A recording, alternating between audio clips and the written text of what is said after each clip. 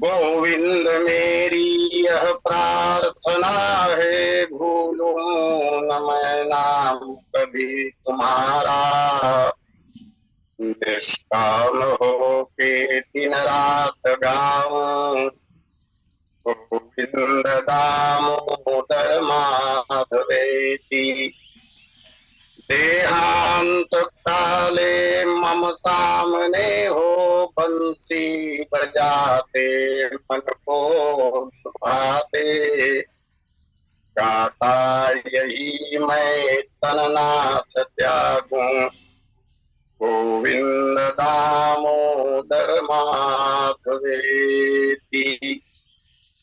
याज्ञवल्क्य भरद्वाज मुनि उमा समेत महेश, बंधु तुलसीदास पुनि कागभुसुंडी खगेश।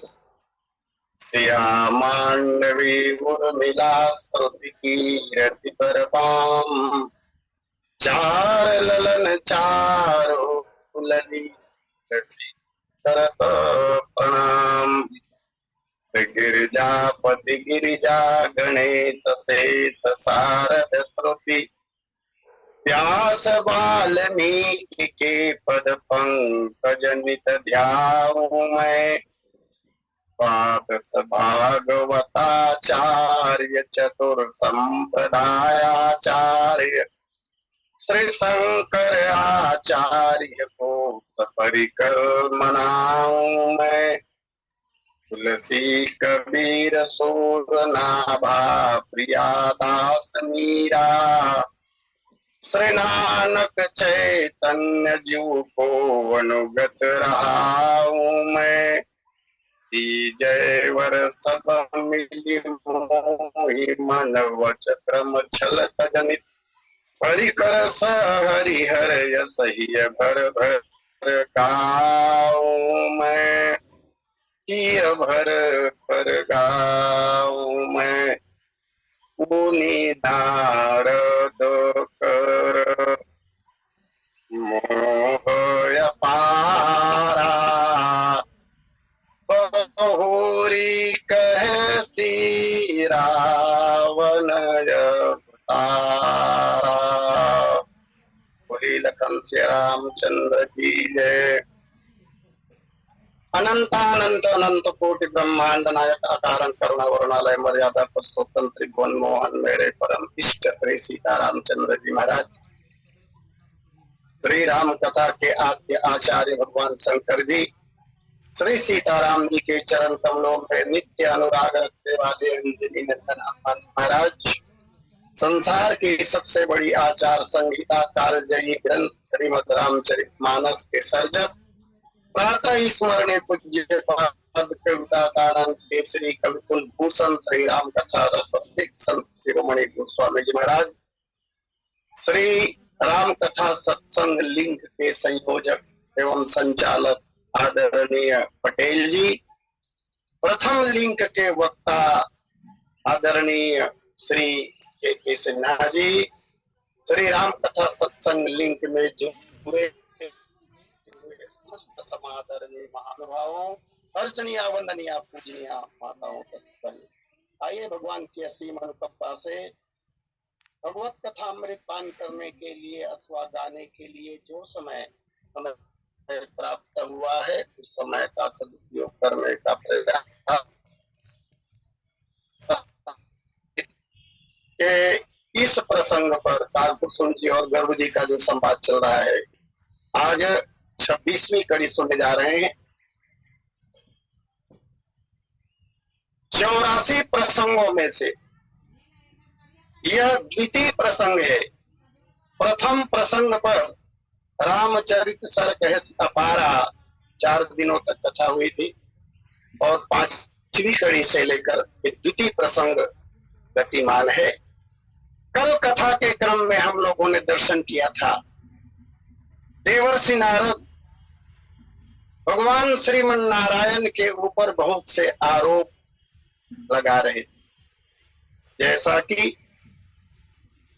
पर संपदा सको नहीं देखी, तुम्हारे ईर्षा कपट विसेखी, मथत सिंधु रुद्रहि बहुरायहु तुरन प्रेरि विषपान करायहु पुनश्च असुरा विष शंकर ही आमा विचारु स्वार्थ साधक कुटिल तुम सदा कपट व्यवहार। उसके बाद कहा, हे भगवान, परम स्वतंत्र न सिर पर कोई, आपके ऊपर कोई नहीं है, आप परम स्वतंत्र हैं। आवई मनई करहु तुम सोई, भले ही मंद मंदे ही भल करहु, और विस्मय हरसद ही कछु धरहु, डह की परचऊ सब काहू, अति असंक मन सदा पूछा। और इसी पंक्ति पर कथा में विश्राम पाई थी। इसके आगे आज मैं आपसे अनुरोध करूं, देवर्षि नारद इतना कुछ कह गए भगवान को, लेकिन अभी तक भगवान ने मुंह नहीं खोला। देवर्षि नारद की सारी बातों को भगवान मुस्कुराते हुए सुन रहे हैं। संभवतया देवर्षि नारद ने प्रतीक्षा की हो, व्यक्ति को कोई कठोर वचन कह दी जाती है तो प्रतिक्रिया निश्चित रूप से आती है, लेकिन भगवान ने कोई प्रतिक्रिया व्यक्त नहीं की। आखिर भगवान की ये विचित्र सी लीला, ये भगवान स्वयं करना चाह रहे हैं। चाहते तो जवाब दे सकते थे, लेकिन देना ही नहीं है, नहीं तो लीला बिगड़ जाएगी। नारद जी बिना रुके आगे भगवान के ऊपर। वैसे देवर्षि नारद ने भगवान के ऊपर जितने आरोप लगाए, जितने शुरू से लेकर मोटे तौर पर लगभग 12 आरोप लगाए हैं, और वे सारे आरोप भक्ति पक्ष के अगर दृष्टि से देखा जाए तो नारद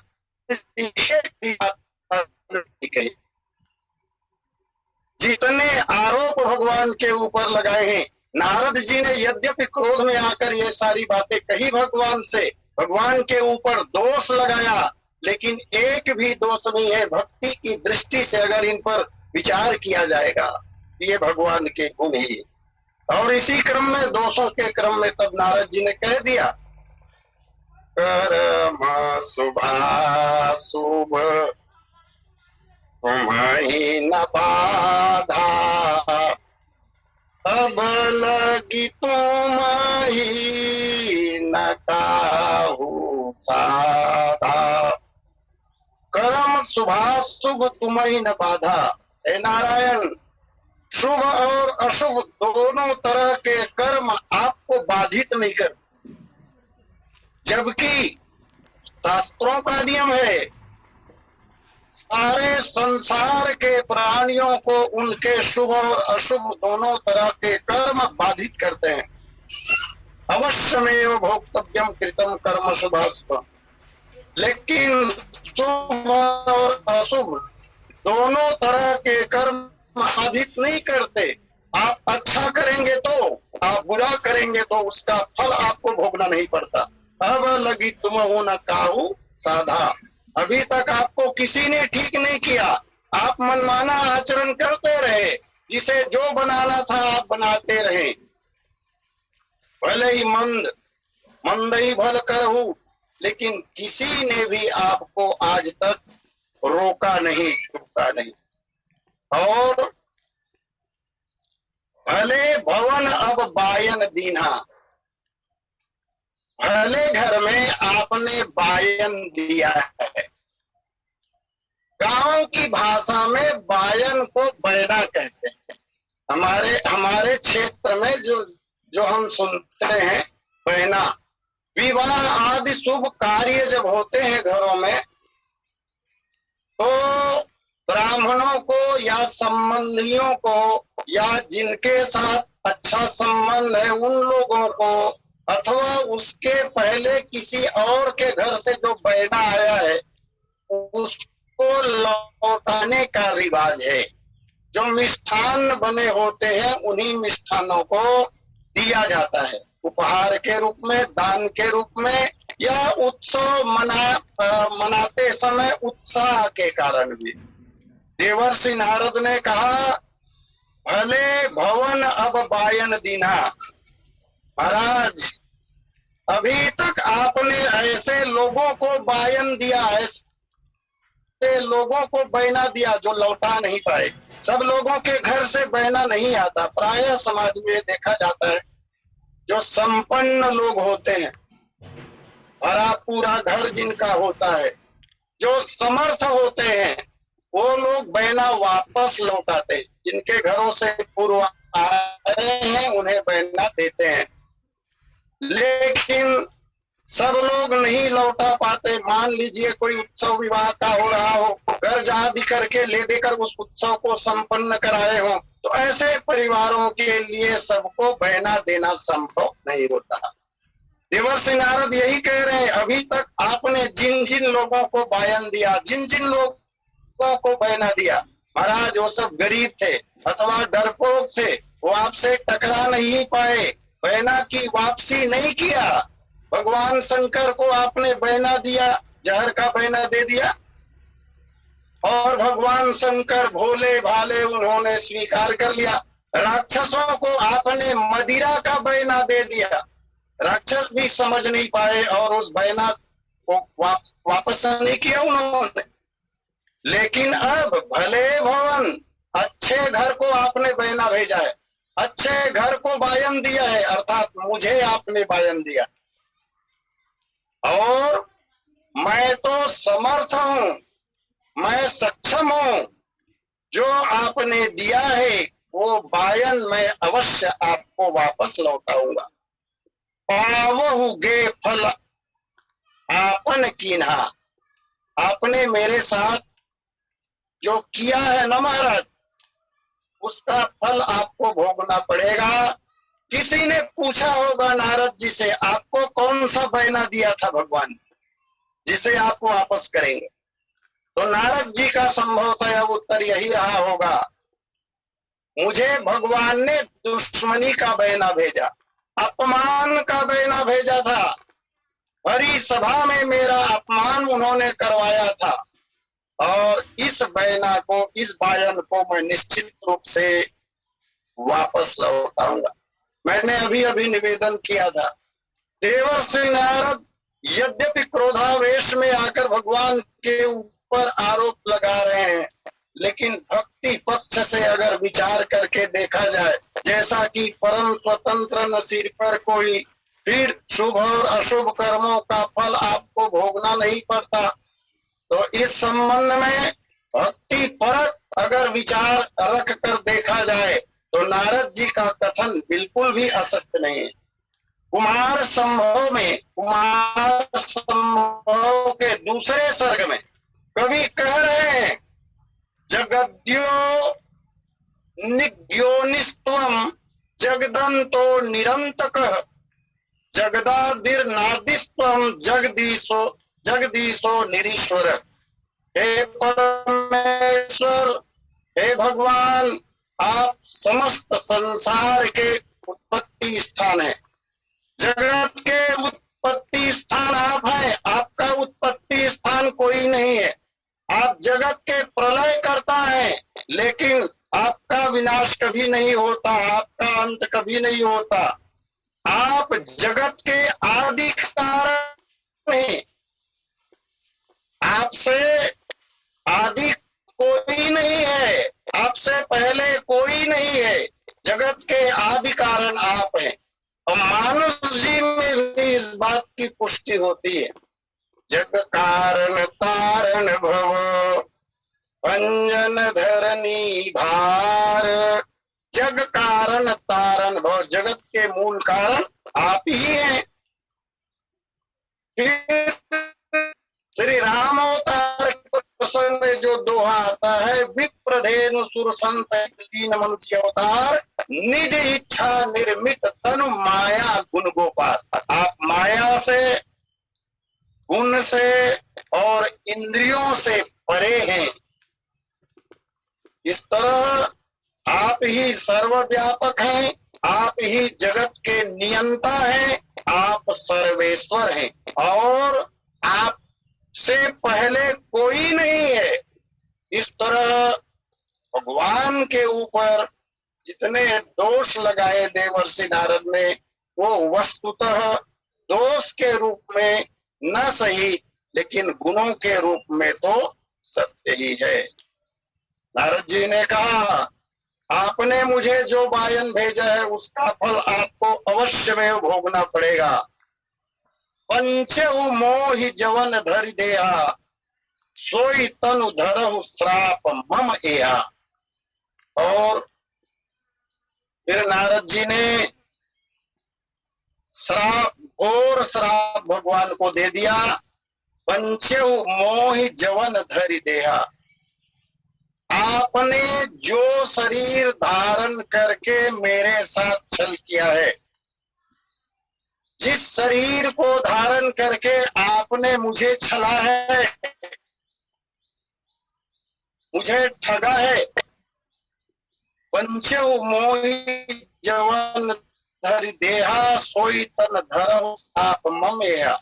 मेरा श्राप है, आपको भी वही शरीर धारण करना पड़ेगा।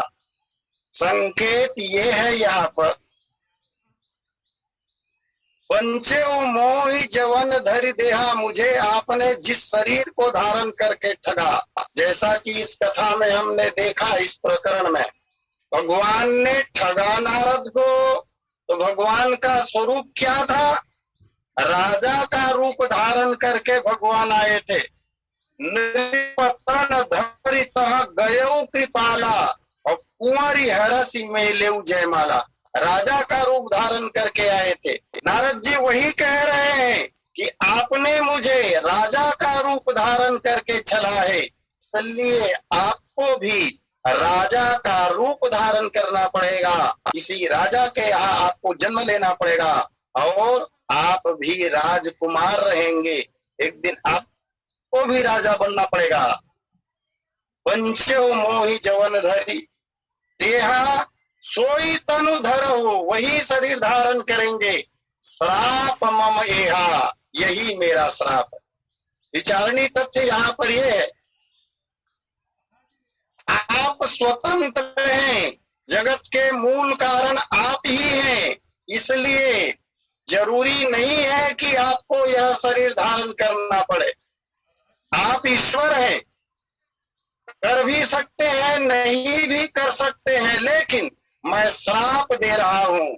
श्राप के कारण, मेरे श्राप के कारण आपको यह शरीर धारण करना पड़ेगा, क्योंकि कर्मों के फल में भगवान की बाध्यता नहीं है। भगवान को शुभ और अशुभ किसी भी प्रकार के कर्मों का फल भोगना नहीं पड़ता। जैसा कि गीता में भगवान कृष्ण ने स्वयं कहा है, अर्जुन न माम कर्माणि लिम्पन्ति न मे कर्म फले स्पृहा। कर्मों के फल में मेरी बाध्यता नहीं है, ये संसार वालों के लिए है। मुझ पर किसी भी कर्म का प्रभाव नहीं पड़ता और न ही मैं किसी कर्म फल की कामना करता हूं। और मधुर बात, मेरे विषय में जो इस बात को जान लेता है, किस बात को? कि मुझे कर्म का फल भोगना नहीं पड़ता, ऐसा जो जान लेता है वह भी कर्मों के फल के बंधन में नहीं बंधता। भगवान इस कोटि में आते हैं। ईश्वर नरतन धारण करते हैं, इसमें भगवान की कृपा है, बाध्यता नहीं है। और वैसे ईश्वर अपने अनंत ऊंचाइयों के लोक को छोड़कर जब सारा काम कराते हैं तो उसका कारण जगत का कल्याण ही तो है। राम भगत हित नरतन धारी सही संकट की साधु सुधारी। इसी कारण नारद जी ने मानव करने का ताकि जगत का कल्याण हो। जगत का कल्याण, संत हमेशा जगत का कल्याण ही करना चाहते। नारद जी ने जो श्राप भगवान को दिया उसे कवि ने अपने शब्दों में कुछ इस प्रकार से कहा, सहज संक तुम्हें ने कहूं हरि शुभाशुभ कर्म हूँ की रंजहु ना त्रास है। हे हरि, तुम हमेशा असंक रहते हो, तुम्हें किसी प्रकार की कोई शंका नहीं रहती। शुभ और अशुभ कर्मों की जरा भी आप चिंता नहीं करते हो। भले घर बायन कियो है तब आज अब, तब कृत कर्म हो बेगही प्रकाश है। जौन रूप धरि मोहि छल्यो सोई रूप धरी, करो बनवास नारी विरह उदास है। कियो मोहि कीस सोई करी है सहाय, तब लेहु उपहास फल श्राप श्रीनिवास है। इस तरह देवर्षि नारद ने भगवान को श्राप दे दिया। सोई तुन धरो श्राप मम देहा, मेरे सब श्राप के कारण मनुष्य शरीर को आप धारण करेंगे और कपियाकृति तुम कीन्ह हमारी, करी है कीस सहाय तुम्हारी। कपियाकृति तुम की हमारी, मैंने आपका रूप मांगा था और तब आपने मुझे बंदर का रूप दिया था ना। यही बंदर का रूप अर्थात वही बंदर आपकी सहायता करेगा, तब पता चलेगा। महाराज नारद जी का मानना यह है कि कहा ईश्वर, ईश्वर से मेरे श्राप के कारण बनेंगे ये मनुष्य, और मनुष्य बनने के बाद जब बंदरों से सहायता मांगेंगे तब इनकी प्रतिष्ठा क्या रह जाएगी। अत्यंत निम्न कोटि के योनि के लोगों के पास जाकर जब ये सहयोग मांगेंगे तब इन्हें भान होगा, तब पता चलेगा कि किसी का अपमान करने का फल क्या होता है। ऐसा जानकर नारद जी ने कपियाकृति तुम कीन्ह हमारी, करी है की सहाय तुम्हारी। वानर आपकी सहायता करेंगे।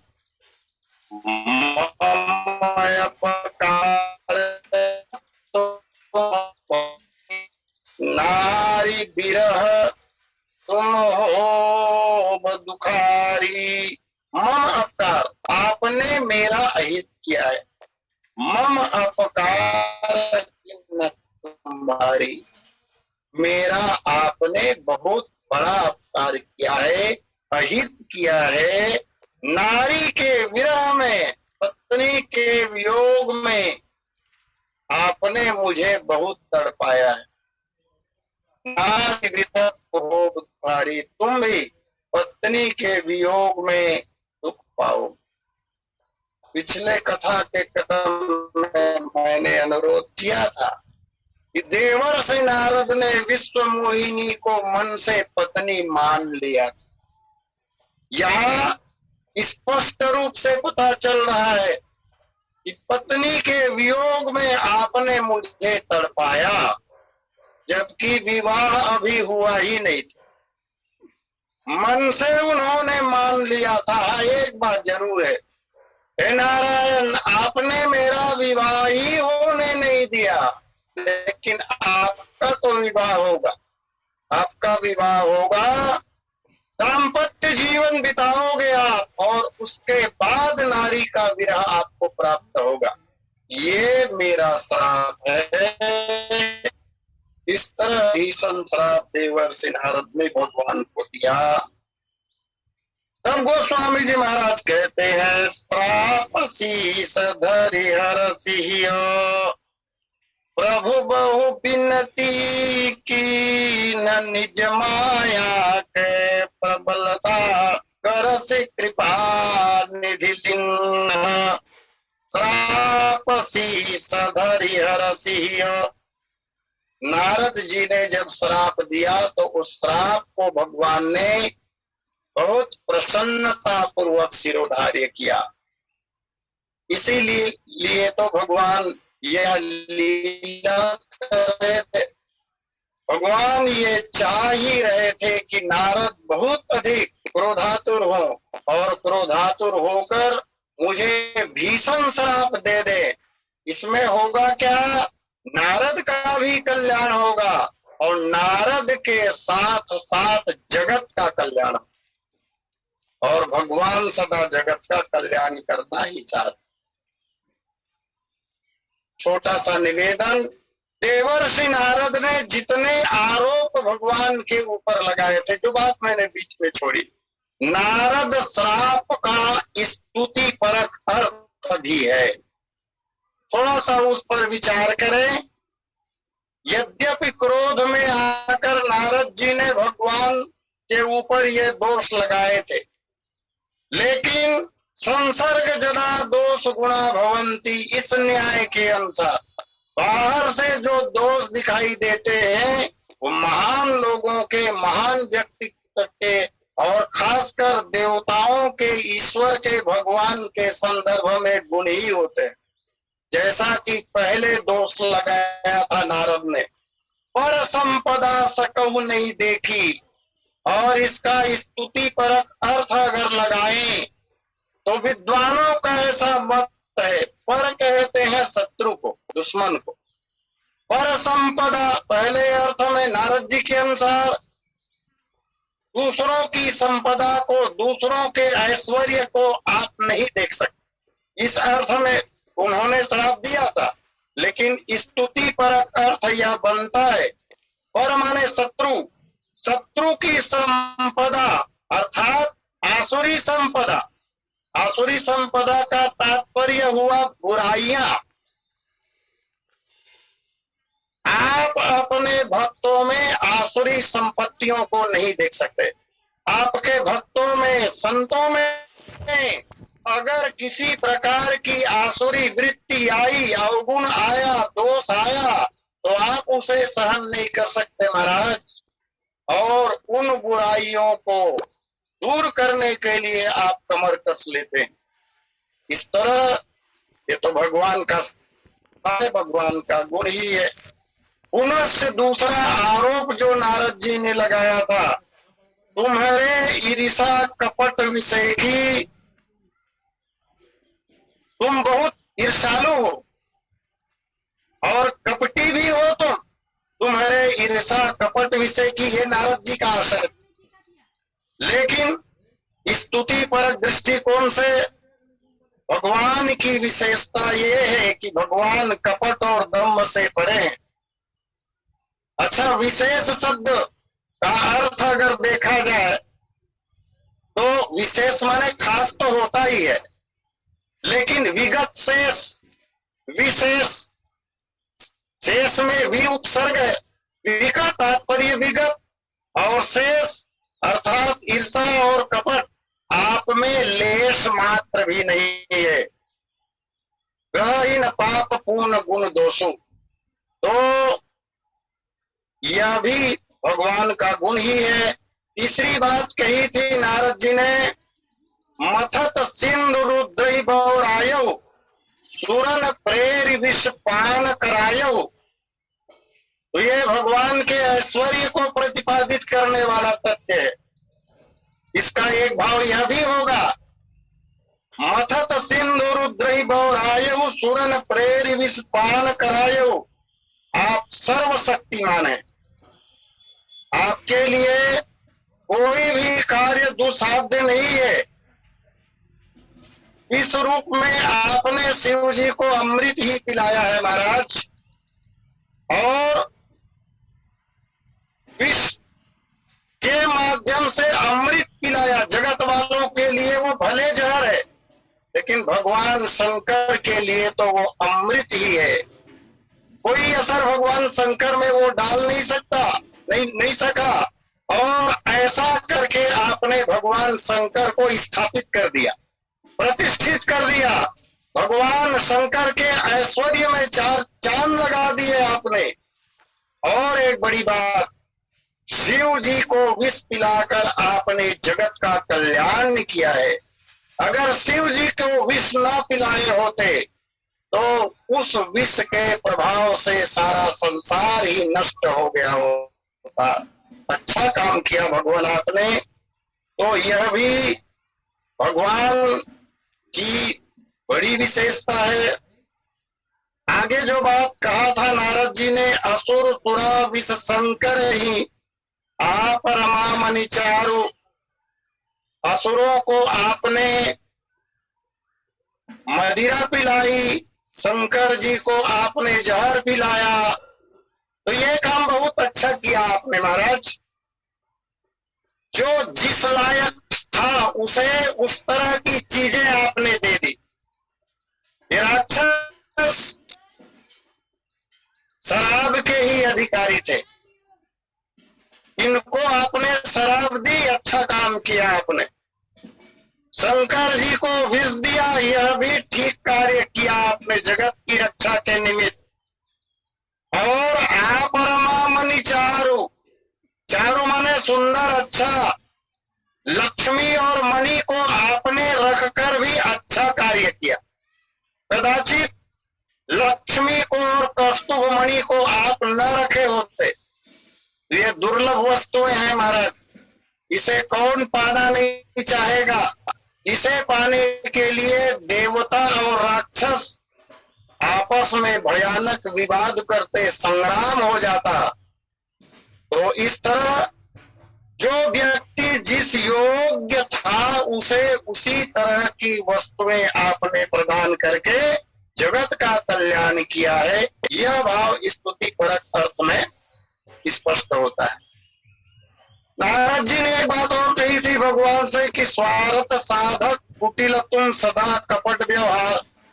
सामान्य अर्थ निवेदित की जा चुकी है आपको कि आप स्वार्थी हैं, कुटिल हैं और कपटी हैं, कपट का व्यवहार करते हैं।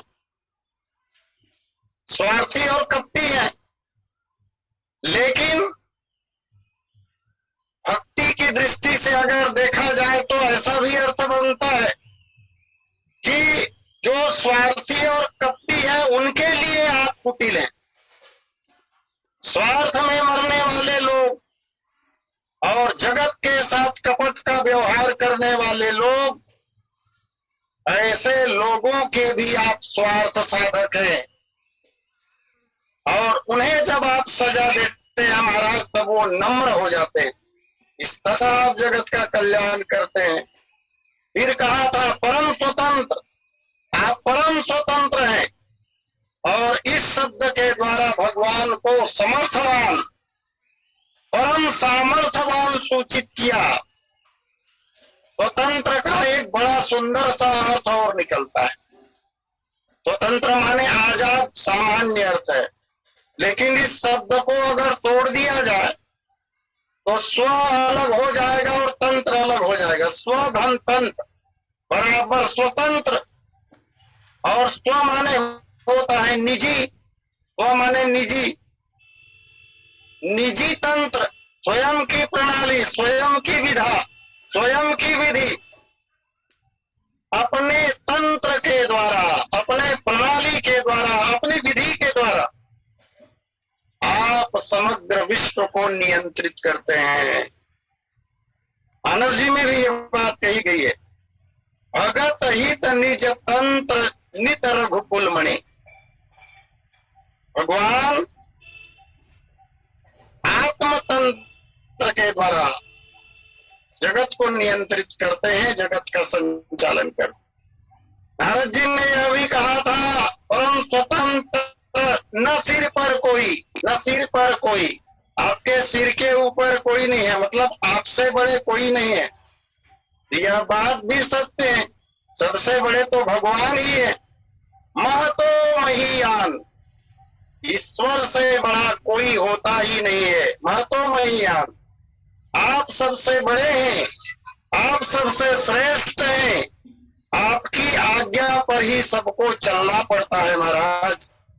विधि हरिहर, शशि रवि दिशि पाला, माया जीव कर्म कुल काला, सबके ऊपर आप हैं। और कहा तो यहाँ तक जाता है, जग पे खन तुम देखन हारे, विधि हरि शंभु नचावन हारे, एऊ न जाने मरम तुम्हारा, और तुम्हें को जान निहारा। तो इस तरह परम स्वतंत्र न सिर पर कोई। नारद जी ने यह भी कहा था कि आवे मनऊ करहु तुम सोई, आपके मन में जो आता है वही करते हो आप। और भक्ति पर अर्थ अगर लगाया जाए तो आपके मनोनुकूल सब कुछ होता है, आप जो चाहते हैं वही होता है महाराज। राम रजाई मेट मन माही, देखा सुना कतौ को नहीं। श्री राम की आज्ञा का पालन सब करते हैं, उनके विपरीत आचरण कोई कर ही नहीं सकता। राम किन्न चाहे सोई होई, करे अन्यथा अस नहीं कोई। आइए शेष बातें बाद में, समय पूर्णता पर है। तो मैं अपनी वाणी को यही विराम देते हुए शेष समय आदरणीय पटेल जी को सादर समर्पित करता हूँ। बोलिए लखन सिया रामचंद्र की।